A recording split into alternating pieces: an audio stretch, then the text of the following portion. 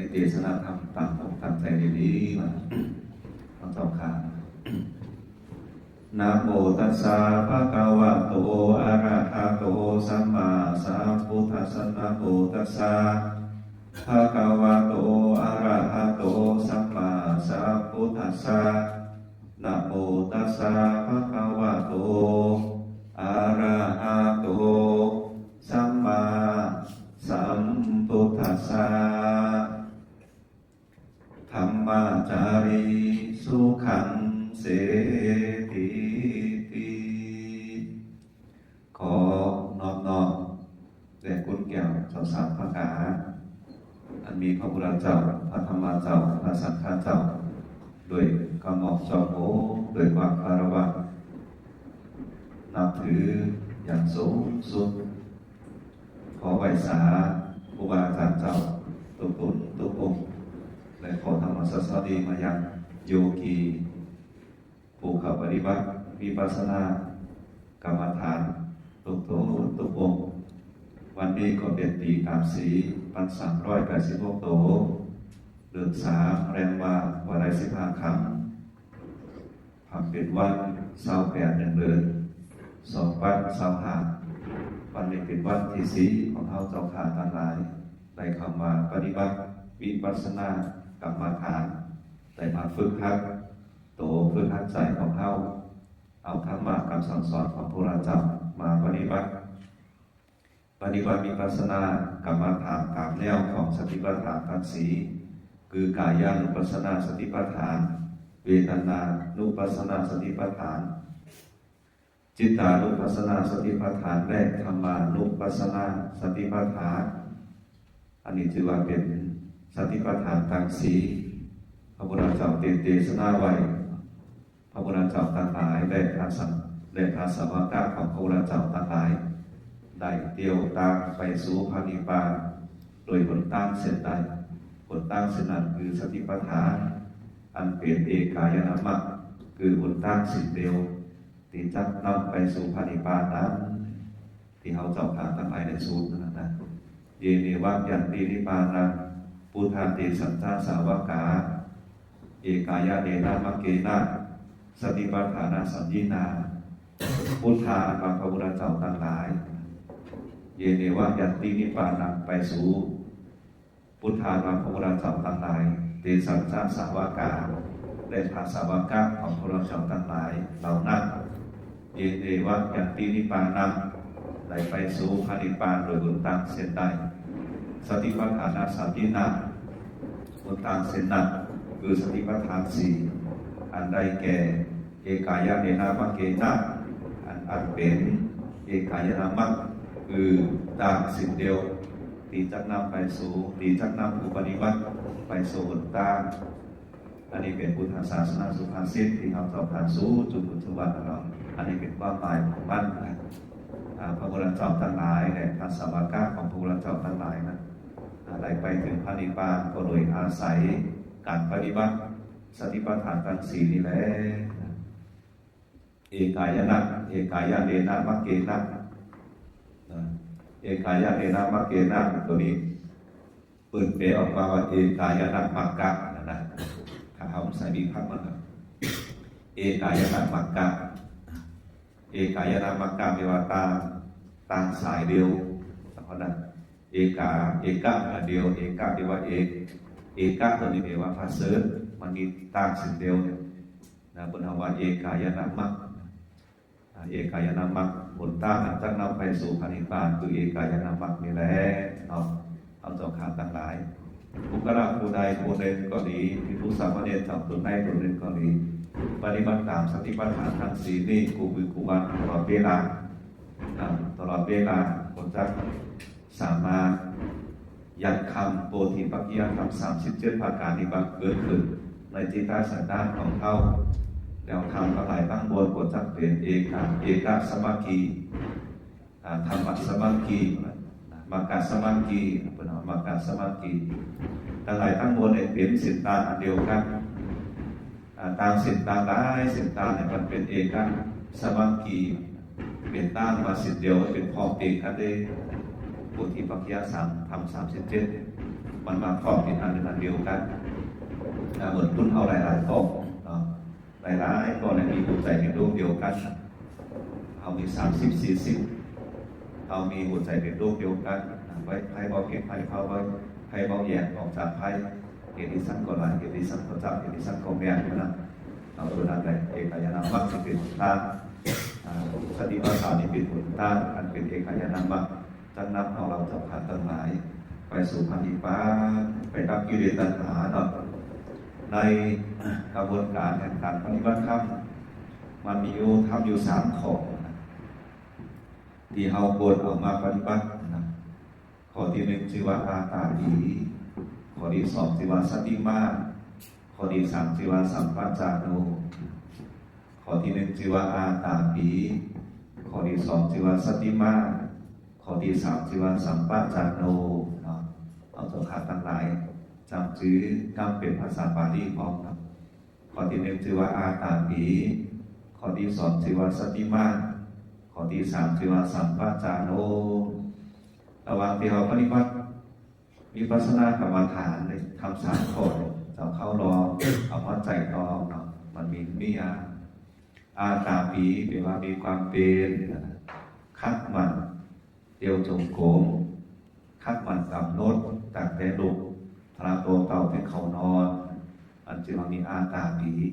เขาเวทิสาก็แล้วแต่มีความเป็นนั้นนั่งหลายๆมันใครรับนั่งหลายๆก็ตัวเจ็บเตี้ยวหลายๆก็ใครกดใครเบยนะเวลาเนี่ยเขาที่ไรกำหนดตลอดเวลาเอาเย็ดแขนคู่แขนเดี๋ยวซ้ายเดี๋ยวขวาก็คือกำหนดตลอดนะเวลาเอาเดียวขวาย่างรอซ้ายย่างรอเนี่ยเขามีความเปลี่ยนออกได้นับตัวเตียวอันหรือว่าเตียวเรามีความเปลี่ยนจอเตียวเนาะสายย่างเนาะกว่าย่างเนาะสายย่างเนาะอันนี้เป็นระยะเบิกต้นเนาะวันพุธวันนึงเขาที่ย้ายไปสู่ระยะที่2การเตียวจงกรมก็มันมีระยะมันนะการกำหนดปองหนอยุบหนอก็มีระยะนั้นนะครับเขาอันนี้เขาเห็นมา3-4 วันเป็นพื้นฐานเนี่ยไปจับเข้า3-4 ตัวของปองมาคือถ้าปองมาจอมกันกับที่เก็บเอาไว้อันนี้เนี่ยถือว่าอาตาปีมันจับเขาเนาะเข้าใจเนาะข้อที่1ถือว่าอาตาปีมีความเป็นนะข้อที่2ถือว่าสติมาแปลว่ามีสติแปลว่าระลึกไหลอย่างเวลานั้นภาวนาเนี่ยครับเขาใจเขาคือถึงเรื่องนั้นเรื่องนี้ใจเขาแน่ออกจากตัวเขาเขามีสติระลึกรู้ว่าเรื่องในใจเขานี่แล่นออกจากตัวเขายาวเขาอะไรกำหนดว่าคือเนาะอันนี้ถือว่ามีสติมามีสติบ่าวอิสากันแล้วอันนี้สติตัวนี้เขามาใจก่อนใจก่อนใจยามมือไหนยามใจเขาคืนออกนอกตัวเขาคือถึงเรื่องนั้นเรื่องนี้นอกตาใครตองได้ยินเสียงนั้นได้ยินเสียงอันนี้ตาเขาใครตองคืออะไรมีสติมาโหมเรื่องในตาใครตองเนาะวันนั้นสติตัวนี้คืออะไรมาไวๆเขาเนาะถาตุ๊กลึกเลยถาตุ๊กจ้องเลยคืออะไรมาไวๆกันเดียวกินข้าวในปีนี้สั่งเนาะเดี๋ยวในปัจจุบันเขาเองสั่งอยู่เนาะคืออะไรกำหนดตลอดสติตัวนี้แปลว่าหูก่อนอ่อนตาสติตัวนี้นะเรื่องในใจเขาในแอนออกเรื่องตัวกายะเราจับมันเข้ามาเลยครับการที่ว่าเขาที่จับเข้ามาคือเนาะหันเนาะได้ยินเนาะอะไรคือสติสมมติจากเขาเนี่ยยางเนาะนั่งเนาะปองเนาะยุบเนาะ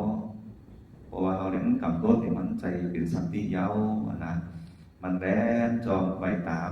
อารมณ์ที่มันเข้ามามันแดนจอมตามอารมณ์ที่เขาเกิดถึงที่เขาเกิดถึงอยู่ใจอันนี้ถือว่าสติมาของเขาเราพอเข้าใจแล้วเนาะคืออะไรกำต้นอย่างไรแล้วกำต้นนั่นคือเป็นสติมายาวเนาะต่อขอไปข้อสุดท้ายที่ว่าสัมปชัญญะสัมปชัญญะแปลว่าอุโตอุคิอุโตพ่อสัมปชัญญะอุโตโหคิมพ่ออุโตโหคิมเต็มทน ยังไปเอาเดียวจงกรมว่ายางเนาะตัวนั้นนะเอากำหนดว่ายางเนาะตัวนั้นเป็นสติในสัมปจานโนนี่มันเกิดยากไหนจ้ายังเกิดมันเกิดยากเมื่อเอาโตนะครับมันจะข้ามสื่อที่ต่อเรื่องกันตลอดเวลาเราเกิดขึ้นมาในยามที่เรากำหนดนะว่ายางเนาะกับผู้โตข้างเดียวนั่นแหละคือว่าสัมปจานโนเพราะว่าต้องกำหนดมันต้องมีสัมปจานโนบางคนเนี่ยกำหนดอยู่กำหนดเดี๋ยวเนี้ยมีสัมปจานโนใจก็แดนเอาไปแถวเดียวใจก็แดนเอาไปแถวขึ้นแล้วขึ้นเนาะผู้ตัวข้างนิดนึงใจก็ขึ้นแถวเดียวนะสัมปจานโนมันอยู่ถึงนะสัมเขานะสัมปจานโนมันอยู่ถึงเมื่อมันอยู่ถึงในก่อนสติปัฏฐานกันสีมันก็เกิดเดียวทุกคนเพราะนั้นแต่ทำสัมพันธ์การนี้จึงเป็นธรรมอันสำคัญเราจะเอาเนาะสัมปจานโนภูโตภูคิงภูนอภูเอาภูนอนะปองนอยุบนอปองนอยุบนอนี่มันจับภูซิวาตัวเขาในนางไว้พลึกเอานะภูโตพลึกเอาตั้งแต่โหถึงขาตีนปองนอยุบนอมันผูกคือเอานะมันเหมือนนั้นเอานำพดปุ่นใหม่สาวเอานำพดปุ่นใหม่เอานำพดดอกใหม่ใส่เท้าการจดอะไรที่ว่าสัมปจานโนทำเท้าคนนั้นได้ทำ3 ข้อในเป็นตัวซักมากำหนดสติปัฏฐานอย่างข้อหนึ่งวันนั้นมันมีหลายข้อเนาะแต่ว่า3 ข้อนี่มันก็เป็นธรรมะอันสำคัญเป็นบทหนึ่งแล้วก็เป็นธรรมะอันจักรตั้งคือมากะทำทำเปลี่ยนนั้นเกิดขึ้นในจิตในใจเฮาอาตาปีมันก็เหมือนกับวิริยะเหมือนนักเทศนาธรรมวานี่นะอาตาปีสติมาก็เป็นสติตัวนั้นนะสัมปจานโนก็เป็นปัญญาตัวนั้นเพราะนั้นในอาตาปีสติมาสัมปจานโนนี่เป็นธรรมะสำคัญมันเป็นธรรมะที่อยู่กับธรรมะอื่นๆหลายๆข้อเวลาใดเราพูดดังนี้แล้วเวลาเราเดียวจนกลุ่มก็ดีนั่งภาวนาก็ดีหันทุกสิ่งทุกอย่างก็ดีหันสั้นก็ดีคือเอาธรรมะ3 ข้อนี้มาจำมาต่อตัวคำตัวเนาะเมื่อที่ว่าเรานั่งภาวนาเอาเหตุการณ์ตั้งตื่นตั้งเบี้ยวก็คือมีอาตาปีความเปลี่ยนติดใจว่ามันอยู่แล้วมันอยู่ในหลายเกิดนะเขาตอนจังไรปูคือมันขึ้นมาปูคือมันขึ้นมามันเหมือนตุ่นไม้ดอกไม้เอาปูความเปลี่ยนขึ้นมาคักมาเห็นคักมาแฝงคักมาเดียวจงกรมคักมากำลดเมื่อกำลดแล้วก็มีสติมีสติแล้วก็มีความอุสิโตพร้อมอันนี้ถือว่าสัมมาสัมพันธ์การนี่ตัวเองก็เอาธรรมะสัมพันธ์การนี่มาบอกมากล่าวทำเขาตั้งหลายตั้งบนเกณฑ์โยกีภูเขามาปฏิบัติกรรมฐานเดินวันนี้ต้องขออะไร4 วันขอเอาอะไรขาดอะไรขาดเดี๋ยวเราจะขาดทั้งหลายมีอาตาปีมีสติมามีสัมปจานโนยิ่งขึ้นไปเมื่อเราปฏิบัติในนำนี้แล้วเราก็จะมีความสุขดังพุทธศาสนาสุภาษิตที่โยกขึ้นไปเป็นนิติประบุตรเบื้องต้นว่าธรรมจารีสุขังเสติผู้ปฏิบัติธรรมยอมอยู่เป็นสุขหมายความว่าเรามีสติเรามีอาตาปีเรามีสติมาเรามีสัมปจานโนเราก็จะมีความสุขกิเลสตัณหามันคงเข้ามาติดติดใจเข้ามาควบคุมใจเราก็จะมีความสุขก็คือว่าเรามีธรรมะอยู่นั้นธรรมะบนพระธรรมของเรามีความสุขยิ่งขึ้นไปเทศนาปริโยสานเดในที่สุดของการเทศนาธรรมนี้ขออ่านเอาคุณแก่ต่อ3 ประการคือพระพุทธเจ้าพระธรรมเจ้าพระสังฆเจ้าและคุณพ่อคุณแม่คุณครูบาอาจารย์เจ้าทั้งหลายจึงมาพบปะภาษาพบปะองค์กงคือพระโยคีผู้เข้าปฏิบัติธรรมทั้งหลายทั้งมวลถึงผลการบุญที่จำเริญโดยอายุวันนะสุขภาพธนสัมปติยาสสัมปติและขอคือมีตัวใจก้าเจนเลยทำคำสอนของพระวรเจ้ายิ่งขึ้นไปในการโดยเถิดชะตาโรธรรมาวัฏันติอายุวันโนสุขังปาลัง